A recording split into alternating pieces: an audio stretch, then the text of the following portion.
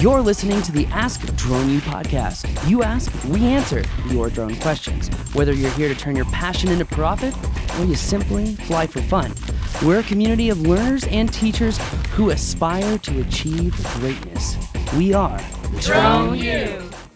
Hey everyone, welcome back. Thanks for joining us. I'm excited to be here with you and excited to be able to help out in any way that I can to make your drone flying experience more seamless, easy, and enjoyable. But Rob, I think we all know that when it comes to drones, it's going to test your patience.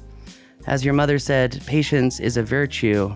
As Rob says, your patience equates to profit. So, well, what I like to say is patient people are happy people. This is very true as well. I think that bears out. Think about it. Oh, I think it bears out in about, there's probably like 5 to 10 examples of that with you and I on a daily basis because I am not very patient. Most people aren't.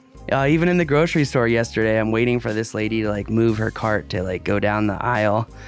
And she's like, oh, I'm sorry, I'm taking so long. And I'm like, you know what?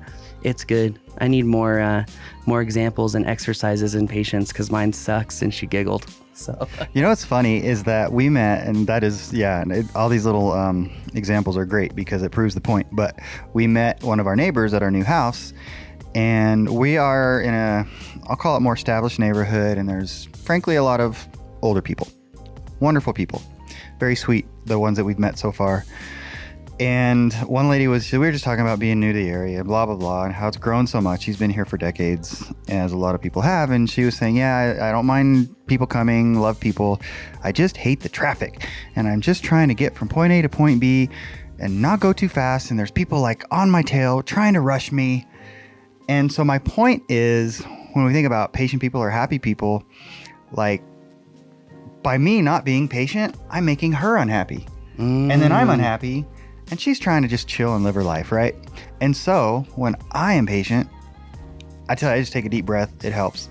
I'm happier, but then I'm making her happier too by not rushing her. Anyways. Spreading joy and happiness. That's right. That's our goal. Well, that's not our goal, but if we can do it as a side benefit, then we're trying to do that. Anyways, I don't know what you got on that. Oh, just because I think when you need to learn drone mapping in regards to today's question, I think patience is extremely key because you can spend years trying to dip your toes into this water back and forth. But because of the numerous multivariate nuances and variables, frankly, it's going to elongate said learning curve. And you might lose some clients along the way because of not understanding some basic fundamental systems that goes into drone mapping. I think today's question is actually very, very good. And there was, some questions related to this in the community that I want to touch on as well. Yeah. But when it comes to drone mapping and having something so technical, it's out on the internet, like it's super easy, press some buttons and make this ortho, blah, blah, blah. But it's only when you get to the delivery to a client who has geospatial intelligence experience, and they throw your deliverables into Global Mapper, Esri, ArcGIS, QGIS to learn that your data is actually off in numerous directions and in numerous feet. And it's only then that you realize, crap, I should have really understood the main differences of photogrammetry and geo-referencing, non-geo-referencing, because absolute accuracy and relative accuracy will determine the outcome of interpretability of your data. And if you don't understand the main systems, you can really shoot yourself in the foot. Take it from me. I've done it myself. Yeah, even when you just say the word, it can be off. The definition of off means different things. Oh, yeah. I mean, there's various types of being off, right?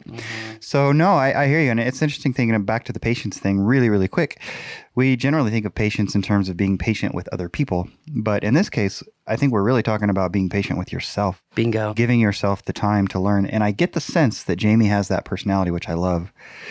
My only thing with Jamie is don't aim too much. Be sure you eventually fire before too long. Analysis paralysis. Yep. I couldn't agree more. But I appreciate the planning perspective that he takes. Well, yeah. And I think we live in a world, too, of like instant gratification and need it now. And this is definitely one of those things that it takes time to develop a good system to do drone mapping in any sense, whether it's construction or, all the way to the hyper precise stuff that's going on. Frankly speaking, there is a lot that can go wrong. So I have a question for you. It's in this realm. What I know some people are saying is that Paul/Drone U, whatever, however it wants to be framed, is making it too hard. That it is actually not that hard to be a mapper, but they're making it harder so that they can teach it. What would you say to that? First of all, surprised. Very surprised that someone would think that our goal would be to be nefarious and make it harder. In my eyes, the reason I've taught it the way that I have is because I want to give everyone the best information possible. Because this is like drone mapping is like a cart model, like what we call it in analytics, a classification and regression tree. Think of, if this deliverable and this interpretation, then that workflow. If this, then that. If this, then that. Essentially, think of like just a tree of options and outcomes. And because there's so many of them, I'm trying to be as comprehensive and clear as possible to say, look, I've seen other people in this industry roast their business because they were bullheaded and thought they knew it all, and then worked with someone who knew a lot more than them. They just didn't know the drone tool usage, and they ruined a potential relationship and contract. And so I teach the way that I do because I don't want that to happen to people. I want them to know the systems. I want them to know, that acquisition affects the processing. The way that you do the processing affects the outcome and the accuracy. And they're like two very different types of accuracy. And that's going to affect how you do measurements, whether they're linear measurements, volumetric measurements, whether those measurements need to be paired with other geospatial data. Take the construction that's going on right here with those new townhouses. If we are asked to, and by the way, that site has just roads, there's no building yet. But if we were asked to map that area and create an ortho of the road, just the roads, to make sure that the roads match the as-built or the plan for that area, and also match the elevations for drainage. Well, if you're creating a non-geo-referenced orthomosaic, you may, outline the roads and show just the roads and measure said roads.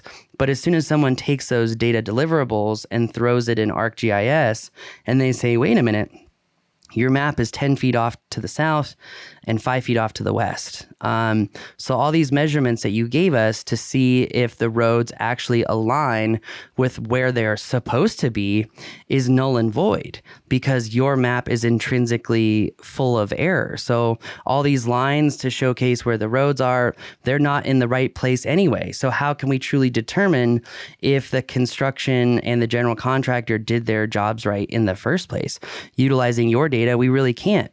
And this goes to show the example of geo-referencing and why you need to geo-reference your maps. So even if it's something as simple as showcasing where the roads have been built versus where they were planned to have been built, you can actually do an apples to apples comparison and not have any error in your data. And I mean, there's so many things that can go wrong in the geo-referencing. And so I would say that I'm not sad to hear that someone would say I'm trying to make it difficult. I actually understand the anger and the frustration because at first glance, learning drone mapping is quite difficult. And to be able to package all that information in what you need into a seamless execution is extremely difficult. And, Rob, our mapping class has taken multiple evolutions from working with Pix to now, really going way beyond what Pix teaches and really giving people a lot more exercises, going down the rabbit hole on other processing platforms. But, we always end up back at Pix 4D because you have the ultimate control. And having that ultimate control can be a blessing and a curse, because if you know how to use it, you can always get exactly what you want. If you have data that you threw up in a cloud program and it didn't process correctly and you thought you're just screwed, at least you have the knowledge, insights, and ability to take that data, use something desktop processing based like Pix4D Mapper, correct those issues, and still acquire a deliverable and not lose the job. I'm trying to give our students the entire toolkit, right? I'm not trying to give them just the DeWalt circular saw. I'm trying to give them the 5 tool kit of the circular saw, the reciprocating saw, the drill, the jigsaw, and maybe a nailer or a nail gun. I want them to have everything that they need to be able to be successful in the field.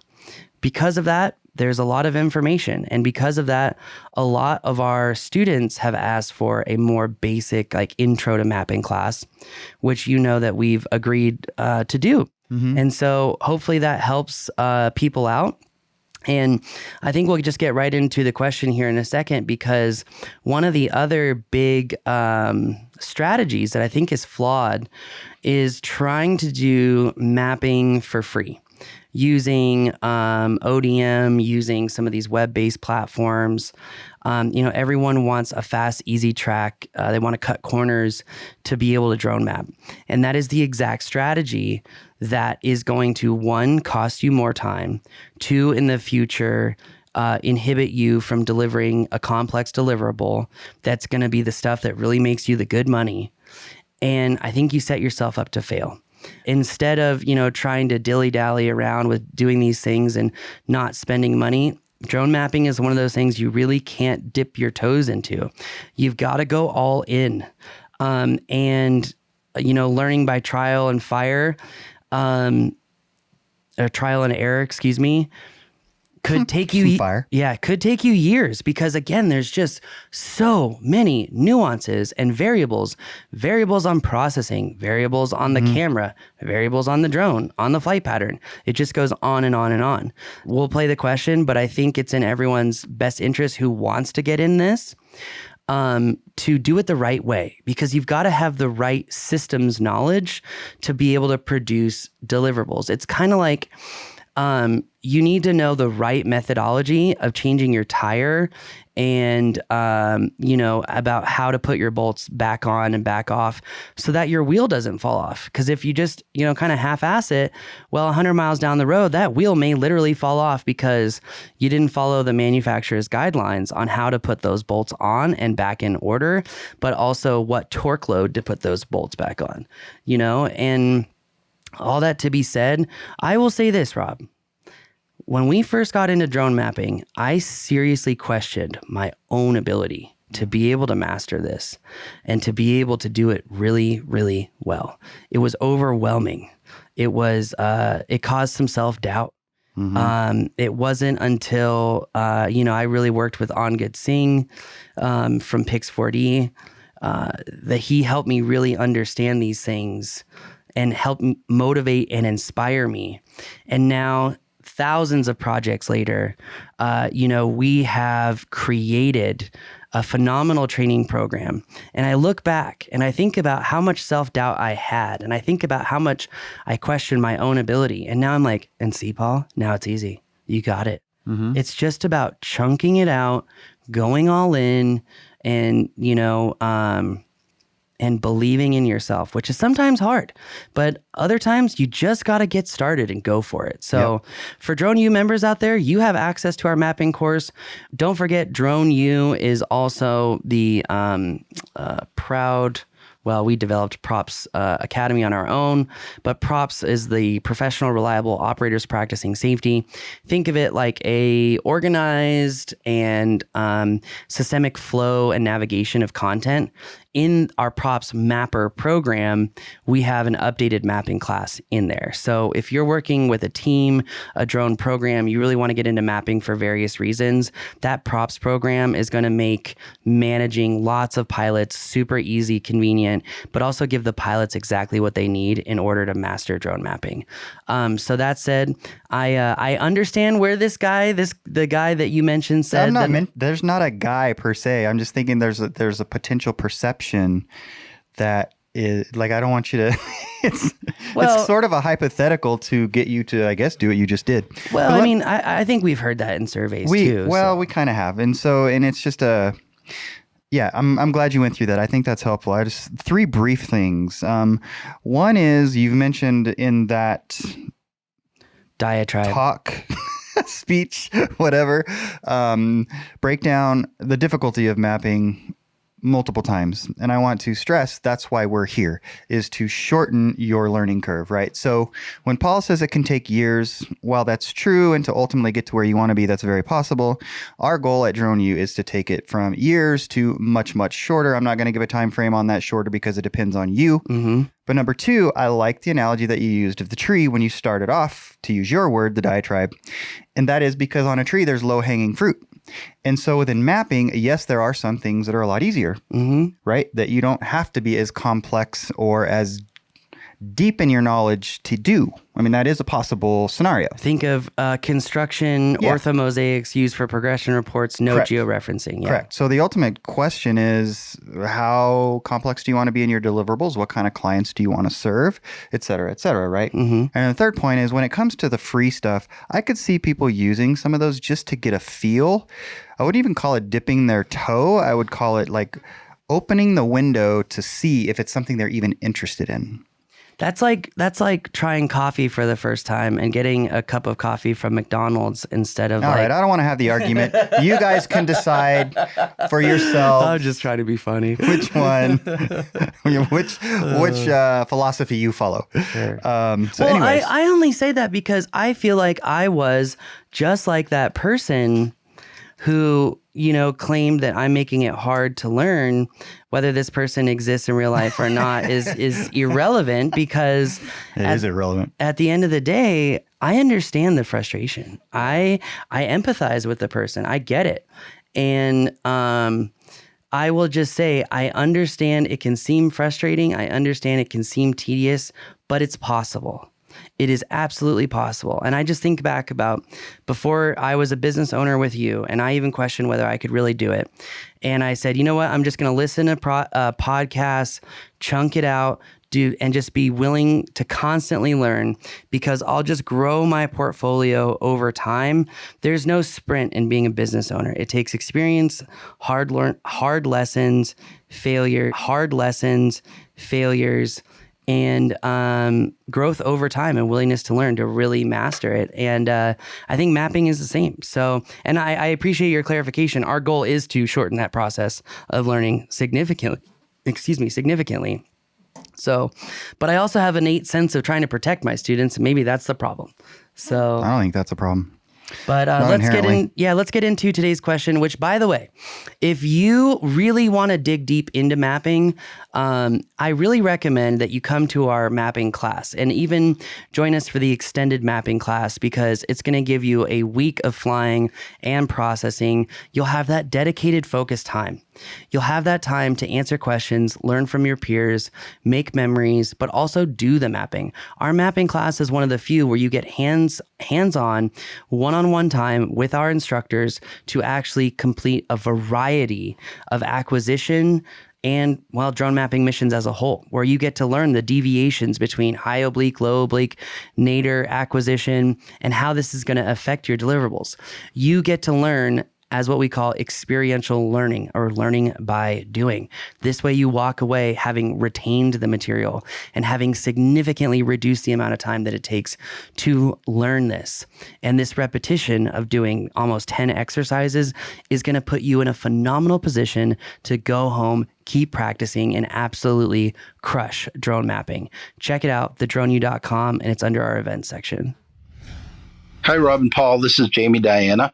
I'm fairly new to the industry. I just started a drone business. I'm still in the planning stages. I have the equipment and have done the trials, plenty of test maps. I've done the trials for Pix 4D Cloud, Pix 4D Mapper, Drone Deploy. I've used them as extensively as you can in a month.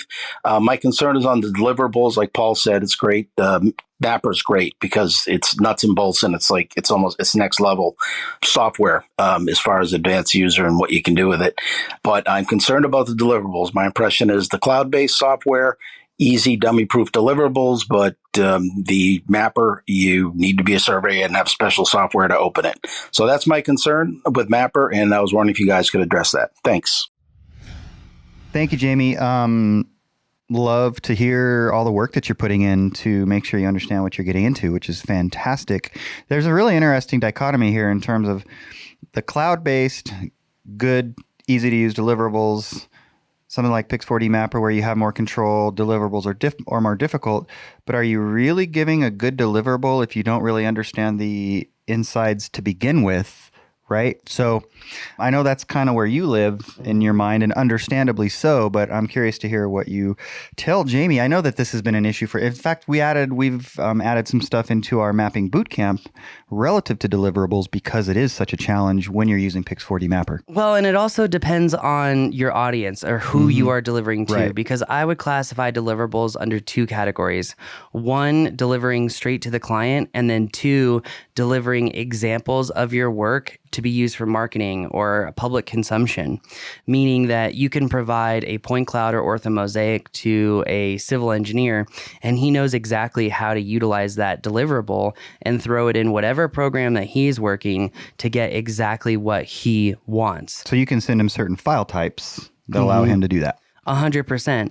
And I think too that the proof in the pudding is if you look at ESRI or Esri, which is a staple in anything geospatial, Esri came out with their own drone mapper, right? What engine does it use? That's right, Pix4D. It's because of the accuracy of the point cloud construction. It's simply the best. Now, that said, if you want to take that same deliverable and be able to show it off to new potential clients in a consumable, easy, and convenient manner, well, now you're talking about a totally different type of deliverable. And Rob, you're right. Pix4D Mapper has sucked at reporting, right? Of getting your deliverables in an easy, convenient format in a way that makes showcasing what you've done easy and convenient. And I think we've seen this splinter of Pix4D going into React, Inspect, Survey, etc. Yeah, they have additional features, but one of the biggest things in all of them is how easy and simple it is to report, you know? So if we break down the audience of who you are delivering to as client and then public consumption, I think that makes all of this a lot easier to understand, because at the end of the day, if you're going to want to promote your business and get new clients, ultimately you're delivering to both your client and also public consumption.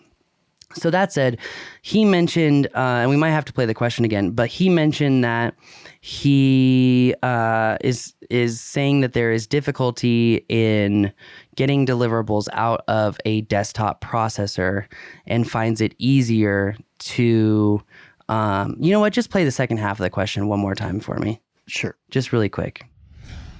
Mapper's great because it's nuts and bolts, and it's next level software as far as advanced user and what you can do with it.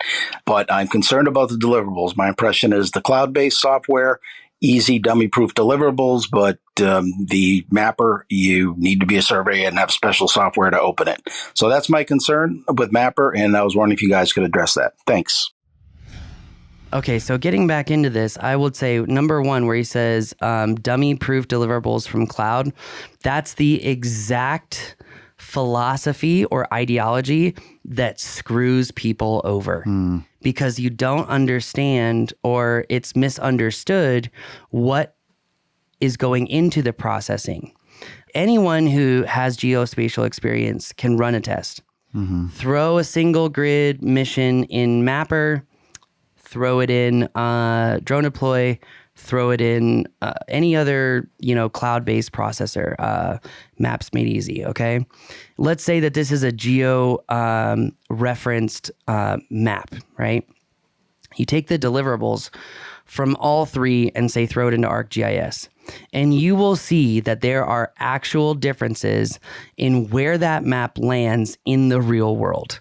And the idea that you can go and just have dummy-proof cloud deliverables is a facade, because you will only learn it the hard way when you present a deliverable built from the cloud that someone who has real experience using these softwares says, wait a minute, your map is off. And then all the measurements are off. And then everything is off. It's really until you have that hard lesson that you realize that desktop processing and going through the actual formula of geo-referencing maps and models is going to give you the bulletproof deliverable every single time. But just to clarify, we're talking specifically, or you're describing specifically, the need for geo-referencing. If we're talking about just a 3D model, the discussion changes? I think it's fair to assume that the discussion changes. We had gone back and forth with Drone Deploy because they now have 4 engines that create their 3D models, but there is no way to actually merge. Like, let's say you do fly in orbit. Let's say you fly a free flight where you're flying super close, and let's say you fly a double grid autonomous mission. There's no way to merge all of that data together to get a really nice, lifelike looking model. We tried, I think, 10 or 12 different exercises until we figured out, holy crap, look, there's actually 2 separate point clouds. Because when you go into the 3D mesh visualization, you only see one. And that's because they've literally chopped the bottom half of the map completely off so you can't see it. So you're not getting really good data. That said, when it comes to 3D modeling, you know that on the big convention center project, there was not a single cloud processor that could even handle the amount of data nor make it work. It was only the ability to do it through Pix4D Mapper that we could do it. Is that still the case? Because that's probably 3 years ago. I do not think that that is still the case. I think that Bentley would do a nicer job. It's very expensive, but they have also splintered like Pix4D. So I think it is possible to do that with Bentley. I also know with Capture Reality that you can make the most beautiful 3D models, but the user interface is also clunky and there are stitching errors all the time. I found it easier to actually make the point cloud in Pix and then port over to Reality Capture Reality, and create your mesh there. So the answer to the question is no. Now, that said, there are a lot of limitations with cloud-based softwares that may not give you full functionality no matter the deliverable. You might not be able to disable certain images. You might not be able to, here's a perfect example that's specific. Drone Deploy Pix4D. Pix4D calls it a processing area. Drone Deploy calls it a mapping area. Okay? A processing area, what it's going to do is it's only going to recreate the environment within that box. If you have photos outside of that area, but it's looking into the area, Pix4D will still use that data to reconstruct the 3D model. Okay, Drone Deploy, if you create the mapping area and there are photos well beyond the area you want to map. You mean they're in both? They're in the area you want to map and they're outside the area you want to map? Correct, but the photos are still looking inside of the area you want to map, right? Like think of orbits, right? Okay. Well, Drone Deploy just negates the photos. Wow. And it doesn't even get used. So that's a specific feature example that I can give right now. Now, is reporting easier and more convenient in Drone Deploy? Hands down, no questions asked. Whenever we teach volumes, I actually instruct people, I think it's in your best benefit to use Drone Deploy. It's just easier. And also Pix4D in version 4.7.4 has so many new errors. I've literally had to take projects back in older versions to be able to do what I want to do. For example, so we have an old version machine somewhere. Yeah, you could just downgrade, but yeah. I'm just kidding. But like for example, if you want to clean up a point cloud and reproduce a 3D mesh, Pix4D on the new version gets hung up and won't do it. So I had to take it down to 4.6.4 to do exactly that. Or if you forget to input a processing area, and then you want to create a new 3D model from just that area, Pix4D gets hung up now. I'm hoping they fix that, or just use 4.6.5 or 4.6.4. But long and the short of it is, I think it's a misconception that cloud gives dummy-proof deliverables. Are they more convenient and easier to share? Yes, but that also depends on which cloud service. Some cloud services charge for every user viewing a deliverable. Some don't, right? Like Telos does not charge you to share your data with clients, right? Right. So, but Drone Deploy does. So Drone Deploy does it on some deliverables, but not all. Like the 360 deliverable feature, that's probably one of the coolest deliverables I've ever seen from Drone Deploy. It's like Matterport in the sky. It's awesome. And you're not having to spend a bunch of money to share it with everyone. So that's really cool. You see how this is a cart model. You see how literally dependent on the deliverable. 100%. Yeah. But I think that's really important to stress. And do we have anything that kind of outlines the deliverable? And that'd actually be kind of a cool resource. Yeah. One more thing for you. Oh, right on it, Rob. Right on it. So somewhere down the line. But anyways, the other thing I want to make sure that we address as specifically as possible is the very end of his question where he says, it seems as though deliverables through Pix4D Mapper require special software. So for the receiver, for somebody to actually use it, view it, make use of it. How do you get around that? What do you do with that? And I know you've already said that it depends on who you're dealing with. If it's a surveyor, they're going to have the software. Fine. That's easy. But what about somebody that's not that person? Well, and I think that that's a very, very powerful point because I will say if you're working with anyone in a technical field, chances are they already have the software, the AutoCAD, the Esri, the ArcGIS, the QGIS, the Global Mapper. They already have the software. And so when you deliver the actual file, they know exactly what to do with it. But what happens when you don't? Well, this can be a potential issue for some people. I would argue you do not need to be in a specialized field to be able to use the deliverables. It's really all about how you showcase said deliverables. Now, at DroneU, we've gone out of our way to provide alternatives to showcasing those deliverables.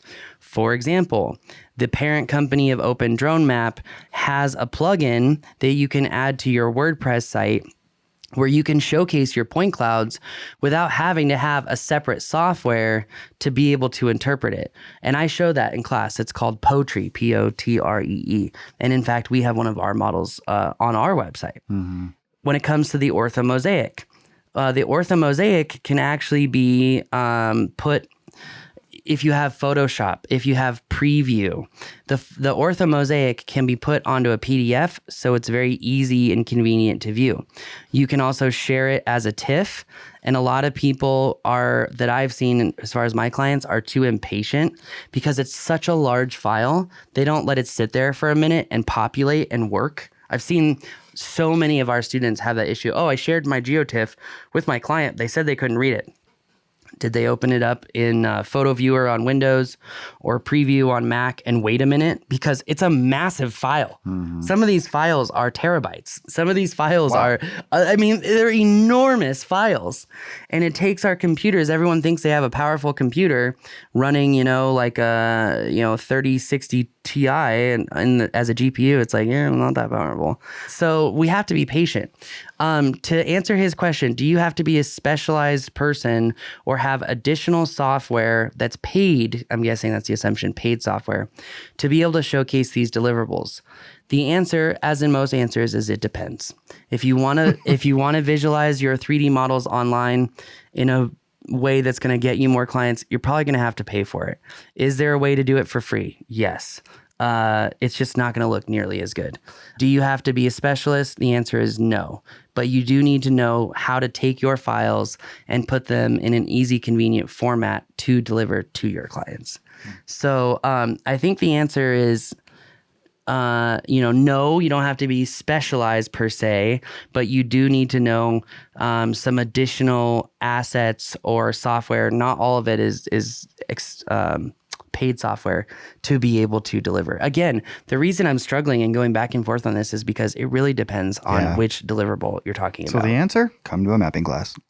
Yeah, it's like, well, what if I want to showcase a DTM to a client? It's like, well, pull up your DTM, take a screenshot, put it in a PDF, and then when they want the actual file, give it to them in whatever file you output it as, XYZ or whatever. Because if someone is hiring you to build that stuff, 9 out of 10 times they have the software to view it. And if they don't, you might want to ask yourself, am I working with a decision maker or a middleman? Because I've run into the problem before where I'm working with a middleman and they can't view what I'm doing.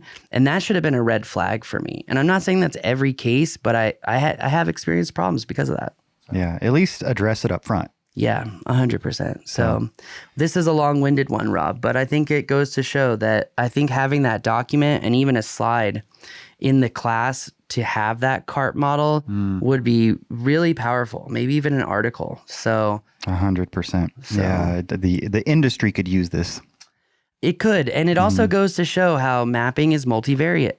Mapping is not easy. Mapping you may think is easy and convenient because you saw some YouTube video with 1 million views about flying drone deploy and creating an ortho. Yeah, that's the easiest, simple, low-hanging fruit.